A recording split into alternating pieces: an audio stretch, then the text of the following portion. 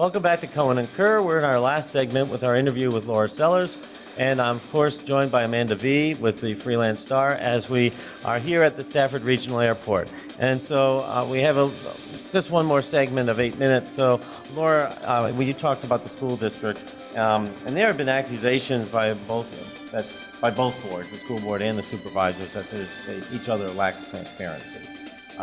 And so how do you feel about this issue? Is there an issue of transparency in either or both boards, and how can it be addressed? The issue of transparency, I can say on our board, the General Assembly has pretty much taken care of transparency. If you look at the legislation, when it comes to the way our agenda is set, the way we can go into closed session, even down to our financials, we have to provide financials every 6 months. So when it comes to our board, we are very heavily regulated. So if there's an issue of transparency on our board, I would love to hear about it. I haven't heard of transparency issues. Now the Quiet Town Center, we had some folks who said maybe we talked about stuff in closed session we shouldn't have. And since we have changed those from what happened 2 years ago. Again, thanks a lot to the General Assembly. As far as the school board's concerned, I've expressed those concerns. It took weeks, if not months, for them to put their approved budget on the website. And when you would ask them, they would say it's on there, but it was just summaries of the budget. And it speaks to transparency. We should be able to find their budget on their front page. Other things like, it's very hard to follow when they meet. So yes, I am of the belief that the school board could use a little bit more legislation to make them a little more transparent. But hopefully they don't go to the same extreme in Richmond as they have with us. But a little bit more would be nice. Laura, you've played a big role in tackling the ongoing opioid crisis. Can you talk to us a little bit more about what the county is facing and your efforts? So opioids, for folks who don't know, is heroin, right? Street heroin. And heroin is literally ripping apart families. And it's not just poor families. It's not just minority families. It's not in an inner city. It's all families. Wealthy, poor, white, black, Hispanic. Heroin is a problem. And the bigger issue that we're seeing is that heroin is now being laced with things like carfentanil and fentanyl. And it's now impacting our deputies. Last month or the month before, we had a deputy who just came in contact with the substance and got to the hospital and had to be treated for an overdose themselves. That is a problem. It's a scary problem. And probably the scariest thing about it is we don't know where it's coming from. And it is killing people.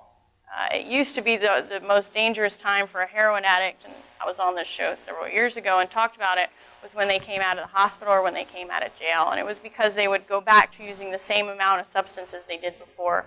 We're seeing right now where folks are using it every day, multiple times a day, and put this needle in their arm, and they're dying on contact. And what's so scary about that is that it's because of something it's laced with. And it is literally destroying people. It's destroying our families. Our hospitals are filled with drug addicts right now. Our jails are filled with people who are detoxing. It's very expensive.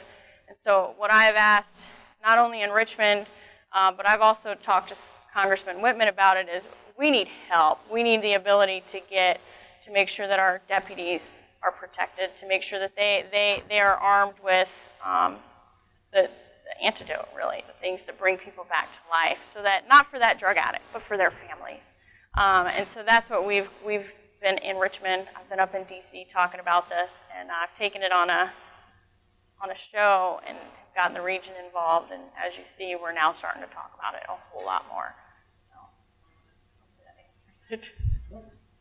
Very good, and we know that you're committed to that. We have about 3 minutes left, so as we traditionally do, we give you a chance to look into the camera and just tell the voters sort of your last pitch of why people should vote for you, what you want to do. So my pitch is very simple. On election day, I want people to come out to vote. I want people to come out to vote not because they're supporting myself or the governor or the candidates on the ballot. I want them to come out to vote because it's not only your right, it's your duty to this country. It's the very things that our soldiers are over in Iraq defending. It's the very things that women and minorities before us and poor people, indigent people, fought to have. And people need to exercise that right, and they need to take it seriously. So what I want people to know is go out and vote. Go out and vote. And I hope you consider me. As my signs go up, I'm telling people that I'm very socially conscious. And what I mean by that is I want to hear what your opinions are. I want to hear about your child who can't get access to this service, or even to your loved one who's sitting in our jail going through something. I also want to hear about your frustrations of growth and tell us how we can do it better. But my big thing is to be fiscally responsible. I think I've proven over the last 4 years that you can be this bleeding heart social person and maintain those fiscally conservative principles where we're not just going to raise your taxes to make sure everything is paid for. We are going to make the hard decisions and have the hard discussions. So I hope on November 7th that people remember that and will go out and vote and exercise that vote.